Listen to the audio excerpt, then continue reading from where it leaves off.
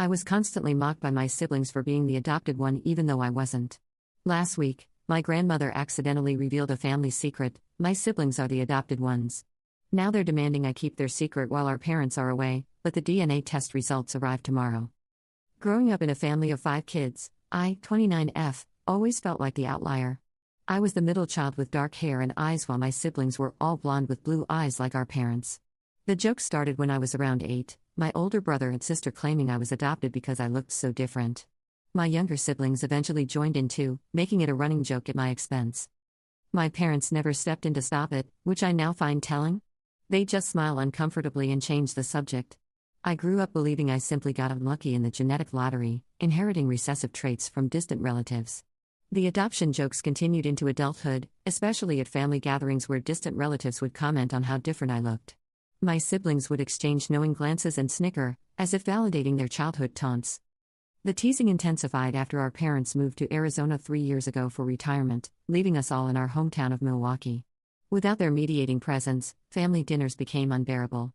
My siblings would make comments like, "You should really do one of those ancestry tests to find your real parents, or don't you want to know which country you're really from?"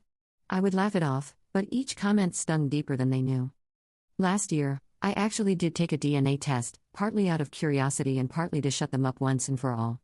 The results showed I was primarily of Italian and Greek descent, which aligned with our family's known heritage. I proudly presented these findings at Christmas dinner, hoping to end the adoption narrative forever. Instead of apologizing, my siblings dismissed it as those tests aren't accurate anyway and continued their teasing. I left early that night, wondering why I even bothered trying to prove myself to them. I've always been closest to my grandmother, my mother's mother, who lives in a nursing home across town. She's 92 now, her mind increasingly slipping between past and present. I visit her every Sunday without fail, even when she doesn't remember who I am. My siblings rarely visit, claiming they're too busy with their own families and careers, though they always find time for weekend getaways and golf outings. Last Sunday began like any other visit. I brought Nana her favorite Italian cookies and fresh flowers. She was having one of her better days, immediately recognizing me and asking about work. We chatted about my job as a school librarian, my recent breakup, and various family updates.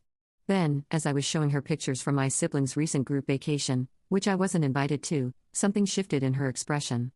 She took my hand, suddenly serious, and asked why I wasn't in the photos. I explained they hadn't invited me, trying to keep my tone light. Nana's eyes narrowed as she studied the blonde heads in the pictures.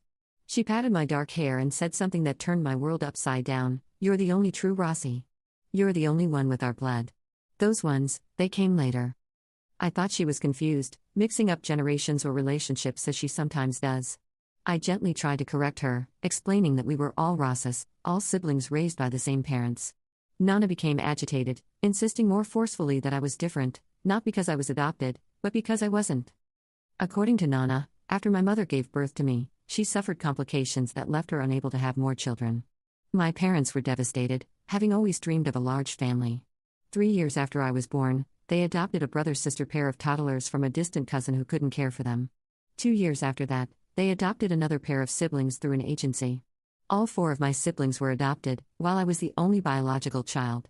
I sat there stunned, unable to process what I was hearing.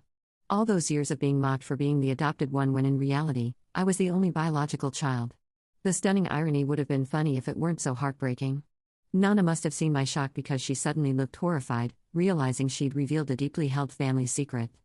"They don't know?" she asked, clutching my hand. "Your parents never told them?" "Apparently not. And they'd never told me either."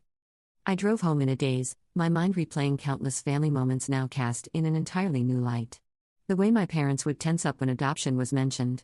The careful way birth stories were never discussed in detail.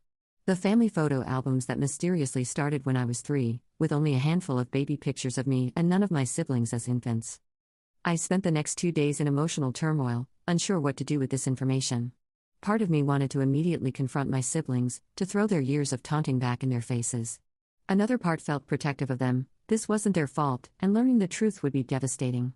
I tried calling my parents in Arizona, but they were on a 2-week cruise with limited connectivity. On Wednesday night, my oldest brother organized an emergency family meeting after visiting Nana. Apparently, she'd been distraught about potentially breaking a promise, and in her confusion, had told him everything she'd told me.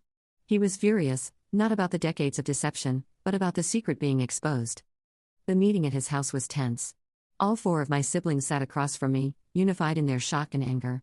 They weren't angry at our parents for keeping this monumental secret, they were angry at me for somehow causing its revelation. My oldest sister insisted we all agree to never mention this again, to protect our parents from knowing their secret was out. My younger siblings nodded in agreement, casting blame-filled glances my way. When I pointed out the irony of them mocking me my entire life for being adopted when they were the ones who actually were, my oldest brother dismissed it as just jokes that I was too sensitive about. There was no acknowledgement of the pain they'd caused, no apology for the years of teasing. Instead, they were demanding my complicity in maintaining a lie that had made me feel like an outsider in my own family. I left without agreeing to anything, overwhelmed by both the revelation and their reaction. That night, I made a decision. When our parents had initially settled in Arizona, they'd given each of us a small fireproof lockbox containing important family documents, birth certificates, social security cards, and other vital papers they thought we should have. I had never opened mine, simply storing it in my closet. Now, I carefully opened it, finding exactly what I expected, my original birth certificate showing my parents as my biological parents. What I didn't expect was finding a sealed envelope addressed to me in my mother's handwriting, with instructions to open it when the time comes. Inside was a letter explaining everything, how they'd always planned to tell everyone the truth when we were old enough to understand, but as years passed, the right moment never seemed to come. The longer they waited, the harder it became to reveal the truth. The letter expressed their regret and asked for my understanding and forgiveness. Also in the envelope was a DNA test my mother had apparently taken secretly last year, after I had shared my own results at Christmas. She'd been planning to finally reveal everything, the letter explained, but lost her nerve when my siblings dismissed DNA testing as unreliable. Instead, she placed the results in my lockbox, perhaps hoping I'd find them eventually. Yesterday, I submitted the sample for my own DNA kit, and the results arrive tomorrow. I've invited all my siblings to my house for dinner, telling them we need to discuss how to handle this situation with our parents. They don't know about the letter or the DNA test, or that I've already spoken with our parents on the cruise ship's satellite phone. After 29 years of feeling like the family outsider, of being mocked for being different, I'm about to turn the tables. Not out of revenge, but because truth and honesty matter. My siblings deserve to know their real history, just as I deserve to know mine. Our parents are flying home early to be here for the revelation, agreeing that this secret has done enough damage. Tomorrow, we'll all face our true family story together. I don't expect apologies from my siblings for the years of teasing, they're too proud for that. But I do hope that once the shock wears off, we can rebuild our relationships on a foundation of truth rather than secrets and mockery. And perhaps they'll finally understand why those harmless jokes about me being adopted were never funny to me. Because sometimes the family we're born into isn't exactly what it seems. And sometimes the outsider was the only one who truly belonged all along.